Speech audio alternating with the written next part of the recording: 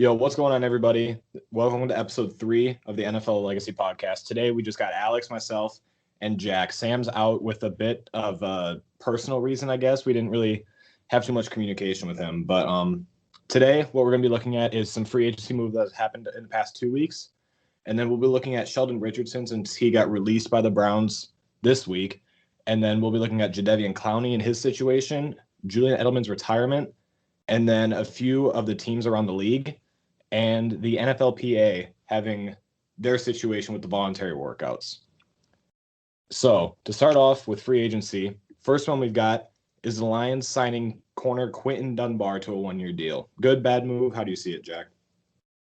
Well, how I see it is that, you lost Desmond Trufant to a cap casualty, and Quinton Dunbar, while he was on the Redskins a couple years ago, he was pretty much the best corner on that team. He was a really good corner, really underrated.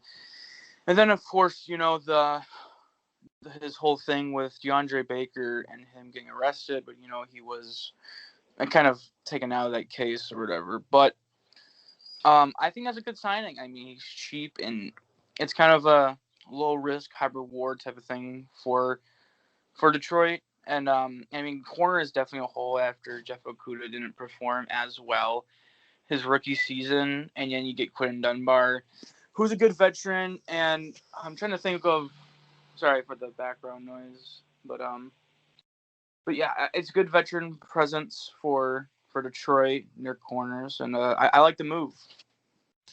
Do you see Quinton Dunbar as being that veteran presence that might help Jeff Okudah? Yeah, I could. They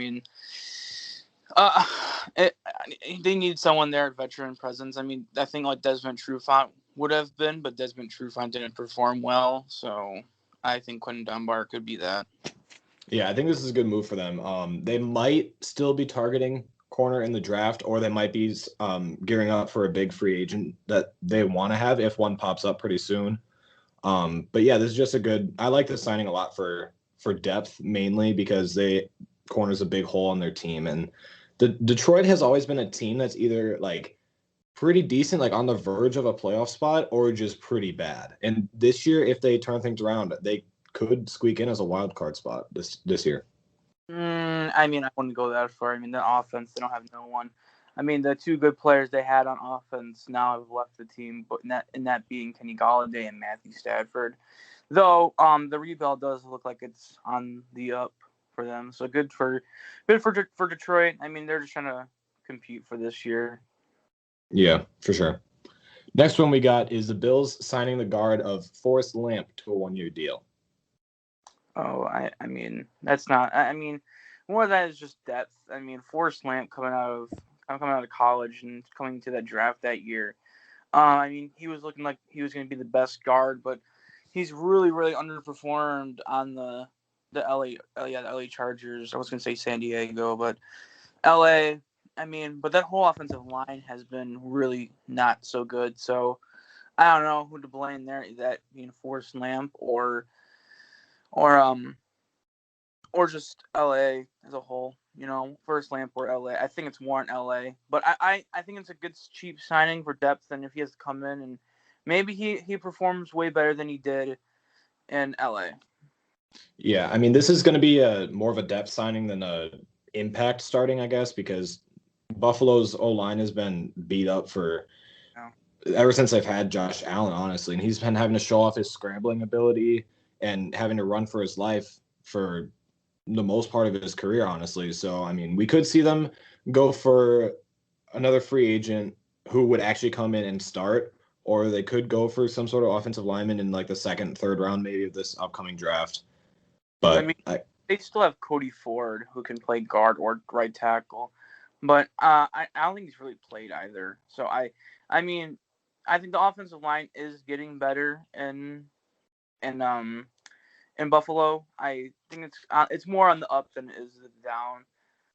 They showed I forgot his name. Their left tackle. Why am I blanking on his name? But he's pretty good. He got an extension. I think he's the best offensive lineman. So the offensive line is getting better. I don't know if they're gonna. I think like third round for them. They need still a running back and other stuff. But yeah, I do agree. Yeah, this is just a depth signing to me, at least. I don't see him coming in and starting necessarily on game one, even game two. But unless some major injuries happen to their offensive line unit, he's just mainly there for depth, in my eyes, at least. I agree. Next one we got is San Francisco signing quarterback Nate Sudfeld. This actually makes him their fourth quarterback on their roster, and they're presumed to go with another quarterback at pick number 3. Right now, they have Jimmy Garoppolo, they have Josh Rosen, they have Josh Johnson, and now the addition of Nate Sudfeld. I mean, I don't know. I mean, it's more of a. I guess he can be like a practice squad player. I don't see him staying on the roster, especially if they pick a quarterback at 3. I think it just makes their quarterback situation interesting. Like, because obviously Jimmy G is probably, he might start next season at the beginning, or we could see an offseason package deal for him, or I guess to get him out of San Francisco and gear up their new quarterback, whoever it may be. Whether that be a rookie or some other quarterback on their roster or Jimmy G himself. I mean, it's just really interesting that they would bring in a fourth quarterback because most teams only have 3 and some even have only 2. Yep. So, and if they pick one at 3, they're gonna have 5. So, I mean, we'll see what happens. I mean, I don't think he's gonna be on the roster for that long. Or John Johnson, one of them two is gonna be gone. yeah, I mean, we'll see. It's just interesting that they brought in a fourth quarterback. Yep. Next one is Philadelphia re-signing running back Jordan Howard. I like this move for them because it gets you a guy behind Miles Sanders, and we saw the impact that it had on Philadelphia's offense last season when he got hurt. And he was good for them in the 2018 season, I believe, when he left. Correct me if I'm wrong. I'm pretty sure he left Chicago to go to Philadelphia. Yeah. And Yeah.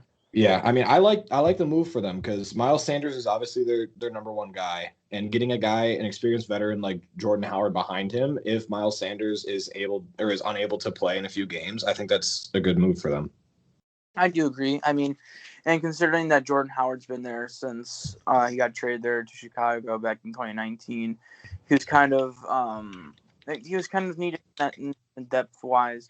I mean, in 2019 he was, I think, their best runner, and then Miles Sanders came in last year and was better than. But as a whole, I mean, and considering that it's going to be the Frank Reich offense again, I think it's going to work well. I agree. I like the signing a lot for Philadelphia. Next one is Seattle re-signing former Packer defensive back Demarius Randall to a 1-year deal.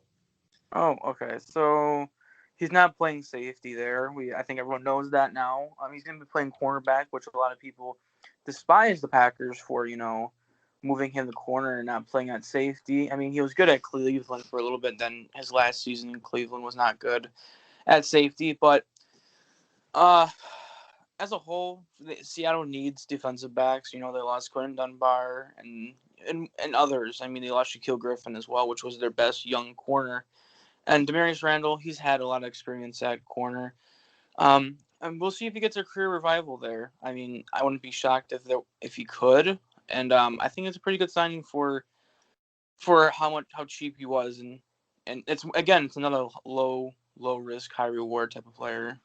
Yeah, absolutely. He's that experienced veteran that I think that defensive unit needs because ever since the Legion of Boom fell apart, their defense has just kind of been mediocre. And then last season, it was like pretty bad.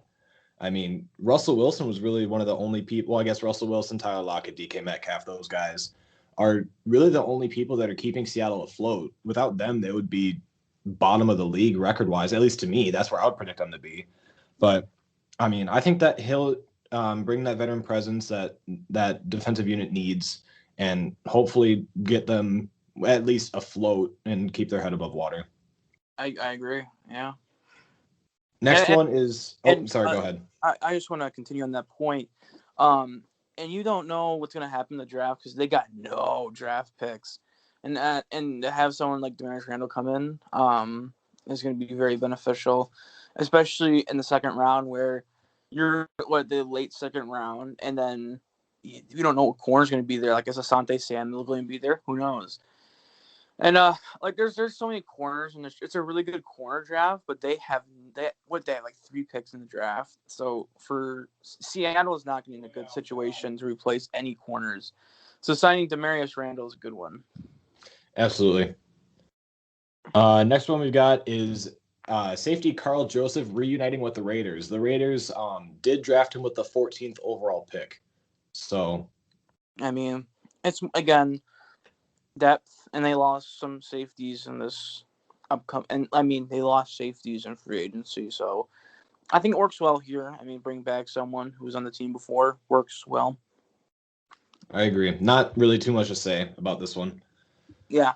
Moving on from Carl Joseph and Las Vegas, we have the Arizona Cardinals signing running back James Conner. He was with the Steelers last season, and I believe, did he get hurt last season, or was he just unproductive? I think he was. I think it's kind of both. Yeah. Okay. I think this will be decent for the Cardinals. I mean, they don't really have. I don't know if James Conner will be their number one.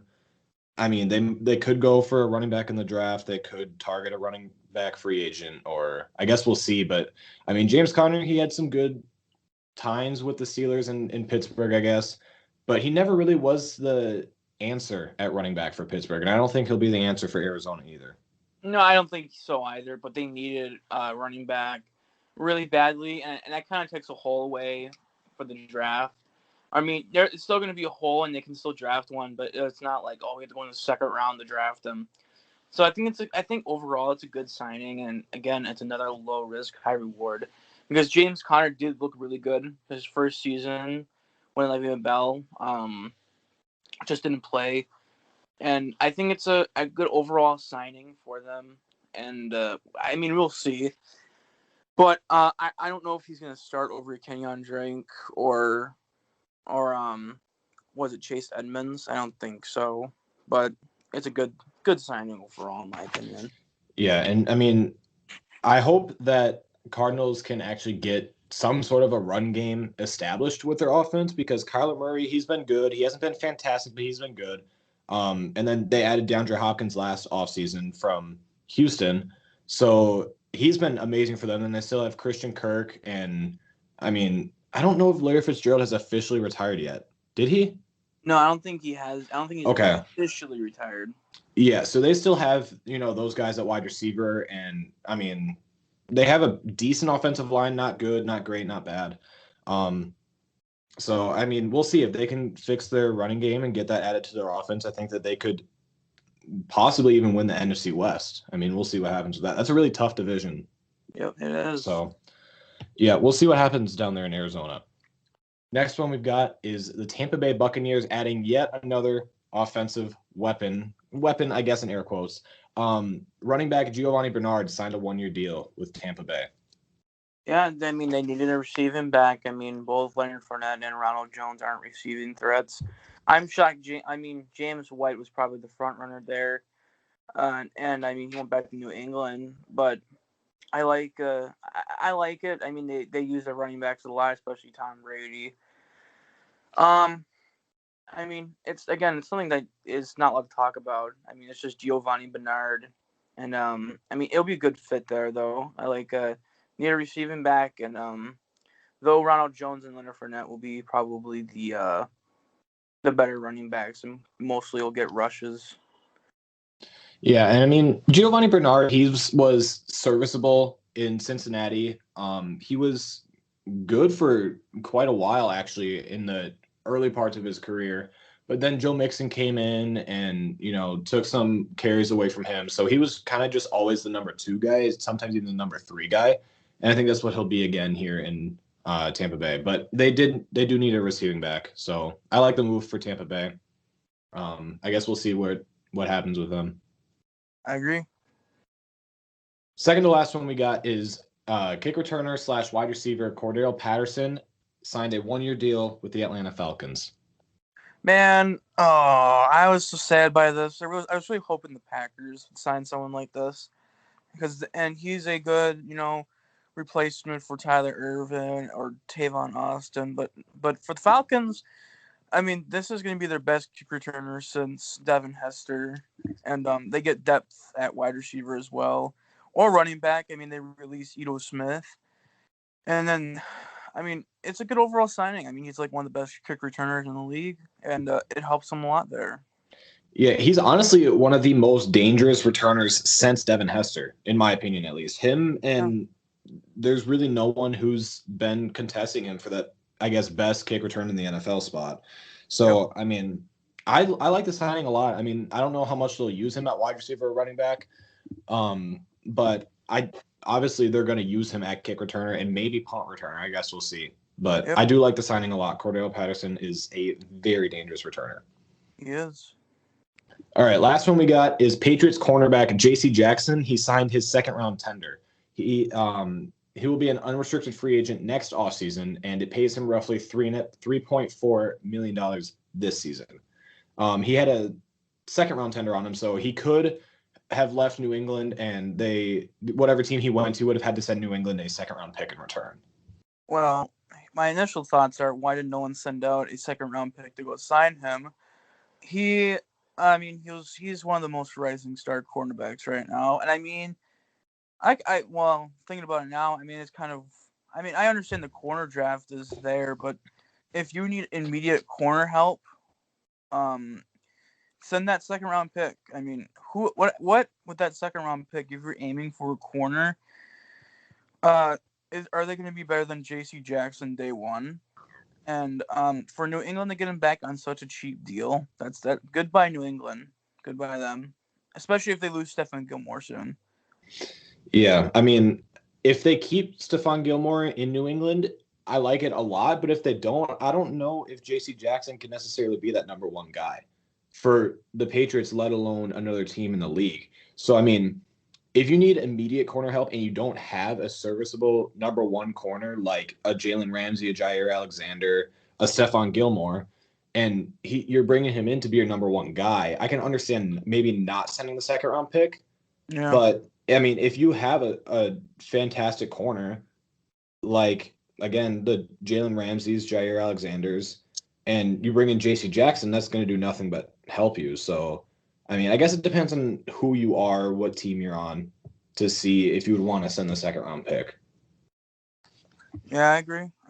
Yeah.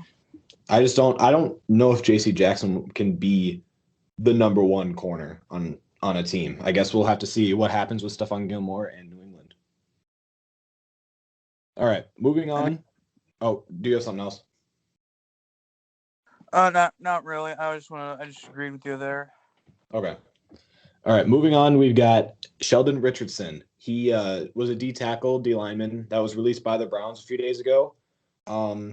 He's been pretty productive. He's been a pretty good D tackle, D lineman in Cleveland for a while, but he got released for whatever reason. So, where do you want to see him go?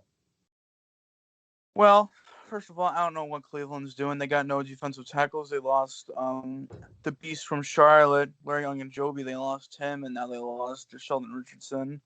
But where would I like him to go? I mean, kind of biased here. Green Bay would be a really good fit with Kenny Clark there, especially at a need there in Green Bay. But what I could see a team like Seattle, especially when they lost Jerron Reed. They could get him. I wouldn't be shocked if not Oakland, but Las Vegas signed him. They're in need of. They just lost Mo Hurst, and but overall, I think Green Bay would be the best fit, especially with all the defensive linemen help there. Yeah, I mean, obviously, we're both going to say Green Bay because they've been honestly needing to get someone across from Kenny, or not across, but next to Kenny Clark for so long. And Sheldon Richardson would be that guy. He'd be really good to reunite him with Kenny Clark. And he would be maybe not necessarily the best D lineman on Green Bay or on a team like Seattle, but I think Green Bay and Seattle are the two teams that might have the most interest in Sheldon Richardson. Yeah, I mean, and that's big need, and especially I don't think Sheldon Richardson is going to get signed anytime soon. Maybe right after the draft, somewhere around there. But I mean, if like Green Bay can't get a defensive lineman, in the draft, especially as a weak defensive lineman draft. I think Sheldon Richardson would be the best option there. Yeah, he's honestly one of the biggest name free agents to come up since I guess J.J. Watt for Yep. this free agent class, I guess. So, Yeah. yeah, I like Sheldon Richardson a lot. I like what he's done in Cleveland, and I guess we'll see where he goes. Yeah. Next up, staying with Cleveland, we have them bringing in pass rusher Jadeveon Clowney. He signed a 1-year, $10 million deal with Cleveland.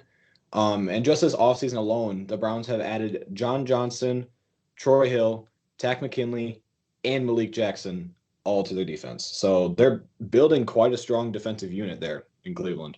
Yeah, and so first thing for Jadeveon Clowney, great signing by Cleveland. They needed another edge rusher, especially when they lost Oliver Vernon, which still could come back. But for Jadeveon Clowney, I mean, he didn't have a great year last year. I mean, it was kind of, I mean, that whole Titans team was just bad on defense. But Cleveland gets what Jadeveon Clowney always was. Great run defender, great pass rusher. Doesn't get the sacks though, and put him against Myles Garrett. That's a dangerous pass rushing duo there. Yeah, those are two former number one picks Yeah, in both Myles Garrett and Jadeveon Clowney. Yeah, I like it a lot. They've got a very scary defensive unit in Cleveland, and their offense has been the. I mean, Baker Mayfield showed that he's got it last year. I mean, they took down the former undefeated Pittsburgh Steelers in the playoffs. They honestly beat them bad. Like the Pittsburgh just did not look good in that game. So if they can, get Odell back and have him be, a super productive receiver, and Jarvis Landry can return to what he was, and Austin Hooper can, keep doing what he's doing, and they still have Nick Chubb at running back, I think they could possibly win their division. They could possibly win the AFC North. I think they should be the front runners for the division, and that erases just such a big draft need. I mean, they could still go edge there at whatever first round pick they have. But no, but now since you signed Jadeveon Clowney, you get the option of going like a Jeremiah Wuso-Koroma or going a Christian Barmore and helping that defensive line, or you can just trade up and try to go get a corner, one of the top corners in the draft.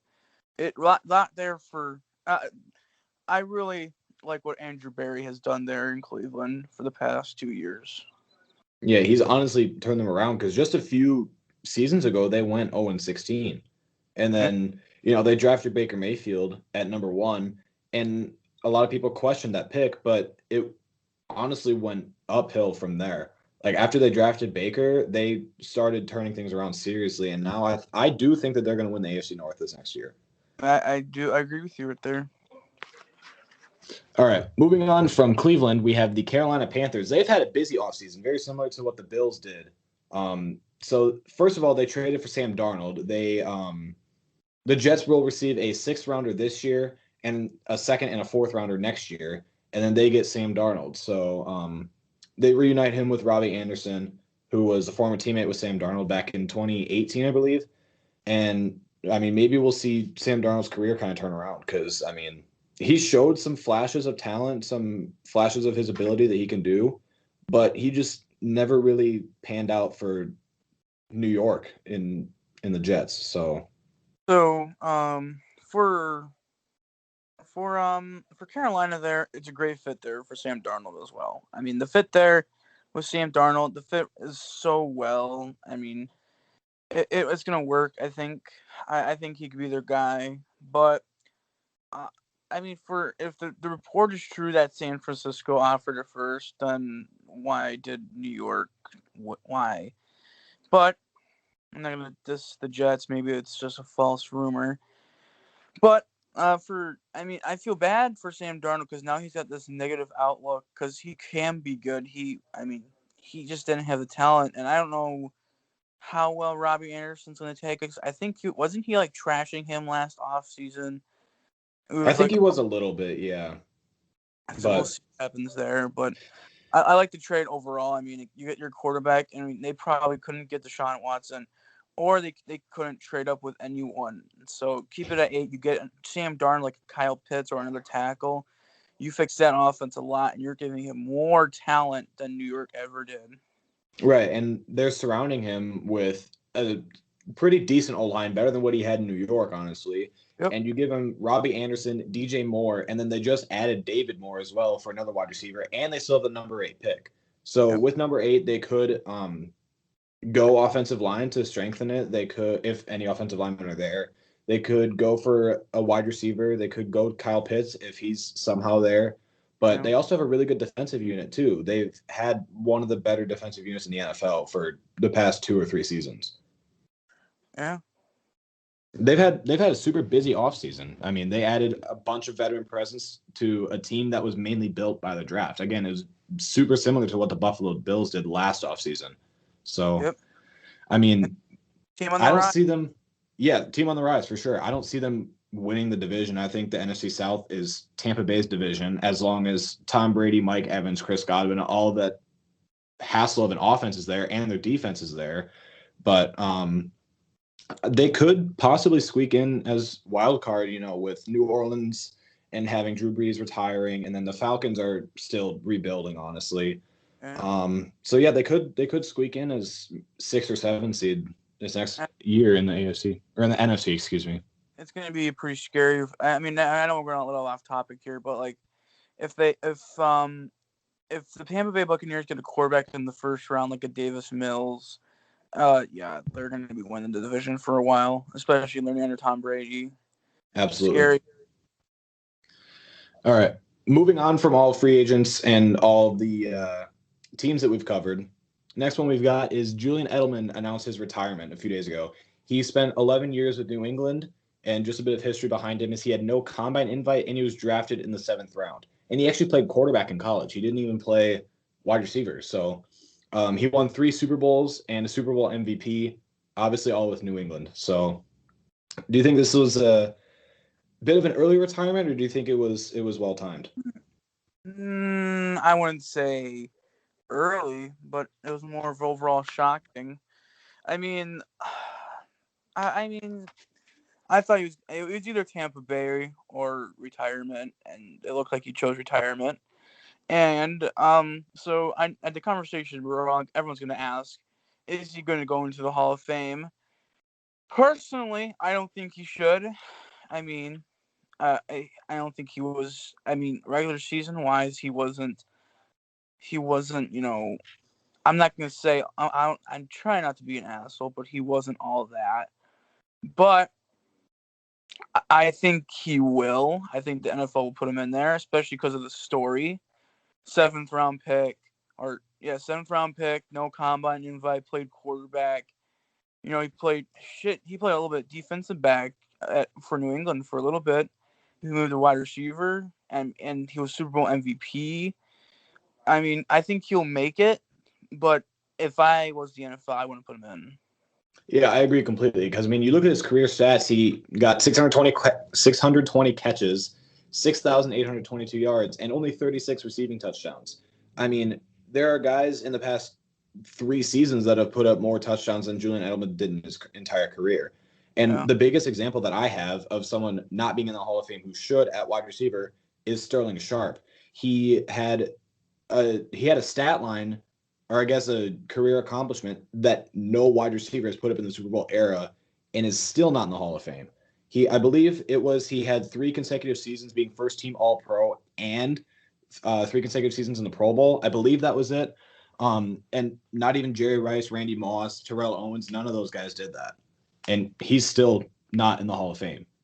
I mean, I think Jordy Nelson probably should have a better chance of making the Hall of Fame than Julian Edelman, but no one's ready to have that discussion. That's actually a good comparison because both Jordy Nelson and Julian Edelman in some way were their starting quarterback's security blanket. They were their favorite targets to go to. Yep.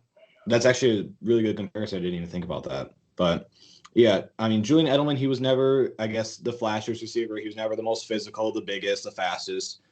but he was pretty consistent. He might not have put up the most touchdowns, might not put up the most yards, receptions, all that jazz, but he was consistent, at least for Tom Brady. He was always showing that he was there and he could throw to him. Perfect playoff. I'll give him that. He was like one of the best playoff performers. So Absolutely. But I just don't, if I'm the NFL, I don't see how you can put a guy like Julian Edelman in the Hall of Fame and not include a guy like Sterling Sharp. I agree. So, I mean, we'll see what happens with Julian Edelman, but I did find his retirement a bit of a shock. But he did have knee injuries the past 2 years that got the better of him. Yeah. So, I mean, I'm happy for him. He put up a fantastic career, and it's going to be a bit of a sad moment not seeing him return with New England next year. Yeah, it's going to be a little different. All right. Last thing we got is the NFL Players Association wants to have voluntary workouts. So there were 3 teams that actually said that no players will be attending any voluntary workouts. And those 3 teams are the Tampa Bay Buccaneers, the Denver Broncos, and the Seattle Seahawks. So I don't know if more teams are going to follow this or if the NFL is just going to say, okay, all workouts are voluntary. You don't have to go. I guess we'll see what happens. So do you think this is a good or a bad thing for the NFL? Well, if it's voluntary, I don't think there's an issue. I mean, and you're thinking about player safety as well. I mean, it's what the players. It should be the players' option if they want to do it or not. And if they do it, then they get a bonus. I think that's what the Packers are doing. I mean, you don't have to do it, but if you go, you get a bonus. You're not gonna get fined if you don't go or something like that.